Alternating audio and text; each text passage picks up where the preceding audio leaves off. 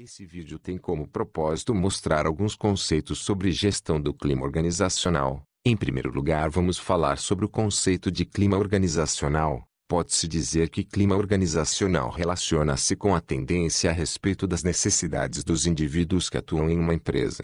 Segundo o estudo de Litton e Stringer em 1968, os mesmos descobriram que o tipo de gestão influencia diretamente a satisfação dentro do ambiente de trabalho e com isso o desempenho de seus funcionários. Funcionários com chefias autoritárias demais tendem a se sentirem frustrados e oprimidos, influenciando diretamente seu desempenho e os lucros da empresa.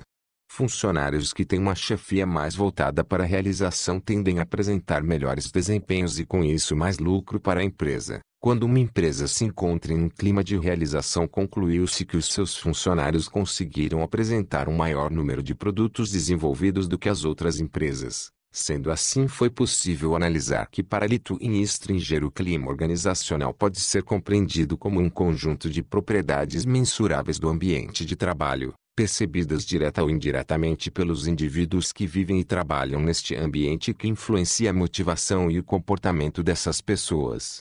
Com isso, nota-se que o clima da empresa desenvolvido pela sua chefia tende a apresentar variáveis importantes dentro da organização.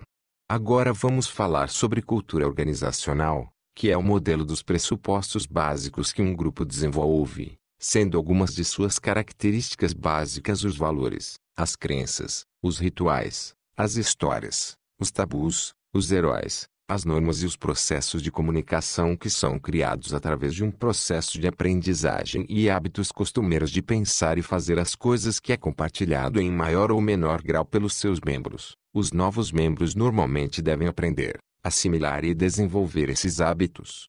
Nesse sentido, a cultura organizacional pode ser compreendida como o comportamento da organização. É a partir dela que os organizadores se baseiam para que através dela possa se construir um ambiente de trabalho sádio.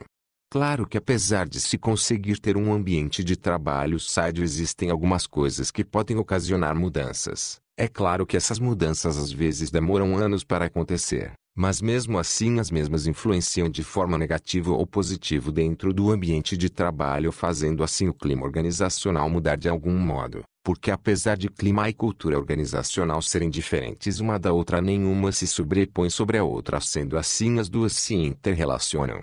É claro que não podemos nos esquecer que a estratégia competitiva também é tida como importante, pois ela está relacionada tanto na busca de uma posição favorável dentro da indústria como uma adequação da cultura organizacional. Portanto, pode-se dizer que as mudanças ocorridas no mundo afetam diretamente as organizações, que consequentemente precisam agir para acompanhar essas mudanças e se destacarem em relação a seus concorrentes dentro da arena fundamental onde ocorre a concorrência.